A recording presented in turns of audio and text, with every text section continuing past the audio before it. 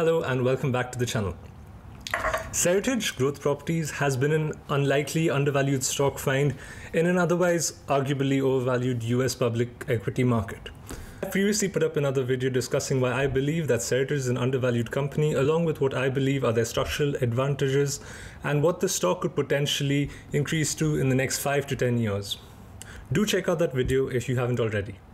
Now, when valuing Seritage, if we were to use a DCF, which is a discounted cash flow sort of valuation, to try to assess the intrinsic value for Seritage, much like Aswath Damodaran would, in my opinion, we would reach a value that would be far from reality. Because when using Professor Damodaran's methodology, where the numbers tell a story, a discounted cash flow may incorporate assumptions that simply would not be based in reality, because the reality that we face is something that hasn't been experienced for over 100 years. And we cannot realistically set specific assumptions about growth rate, about even cash flows, since we are still understanding the economic impacts that come along with the new normal way a real estate redevelopment focused business actually functions. If a DCF isn't enough, then maybe a sum of the parts where we look at the individual values of the properties that are held by Seritage. Maybe that would be a good way to get the intrinsic value, right? In my opinion, it's a waste of time to scrimmage through and find the value of each and every property, since we know that at the time Seritage was spun off from Sears, Sears received independent appraisals from nationally recognized firms, Cushman and Wakefield and Hilco. Further, Sears received independent opinions from Duff and Phelps, which is a nationally recognized financial advisor, stating that it had received adequate consideration from Seritage in exchange for the transferred real estate, and that the rental rates and the other terms that were pursuant in the MLA constituted fair market value. The value of the spin-off transaction, that was approximately $2.7 billion. Even if you were to discount it by 50% for a margin of safety to $1.35 billion, you're still getting a bargain if you were able to purchase the shares of Seritage at a valuation of approximately 550 to around 800 million. But still, that is not my main problem when assessing the valuation of Seritage. My biggest concern with Seritage is what Eddie Lampert could do. Back in April 2019, Sears Holding filed a complaint against Eddie Lampert, ESL Investments, RBS Partners, Seritage Growth Properties, and other counterparties associated with the spin-off of Seritage from Sears. In the complaint, it stated that as Sears was sliding into bankruptcy, Eddie Lampert, its longtime controlling shareholder, chairman, and chief executive officer, in concert with and assisted by other defendants, transferred billions of dollars of the company's assets to its shareholders for grossly inadequate consideration or no consideration at all. By far, the largest share of the value siphoned from the company went to Lampert himself, ESL, the hedge fund that he controls, and the other insider defendants. These transfers were unmistakably intended to hinder, delay, defraud creditors and/or occurred when the company was insolvent and had insufficient capital to continue its operations and repay its debt of billions of dollars.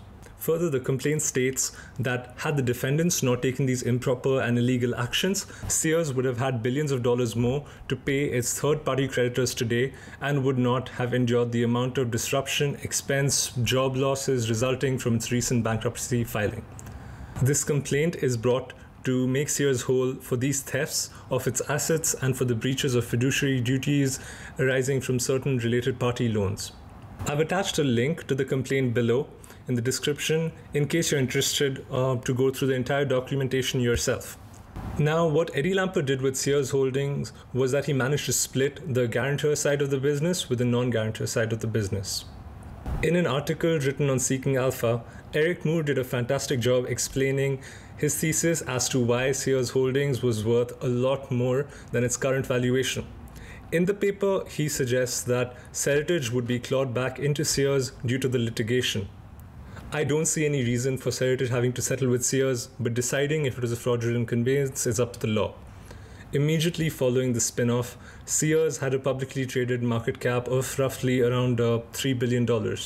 At the end of 2015, it had a publicly traded market cap of roughly $2.2 billion, and the market cap did not dip below $1 billion until 2017, more than 2 years following the Seritage transaction.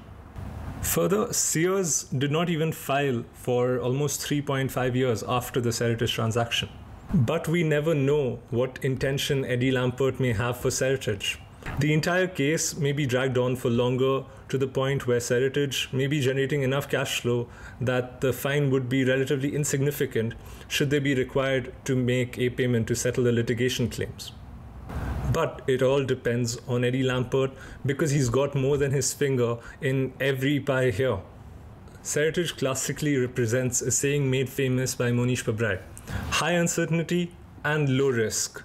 The risk is low if you had bought into the company recently due to the margin of safety available in the form of the real estate controlled by the company. While the uncertainty is high, as we don't know how Seritage's redevelopment would play out in respect to how consumer preferences may have changed, or how Eddie Lampert may possibly alter the direction of Seritage. Judging Lampert by what he does, we can see that he's added to his existing position in Seritage by around 154% in Q1 2020. That does instill some confidence in the investment case.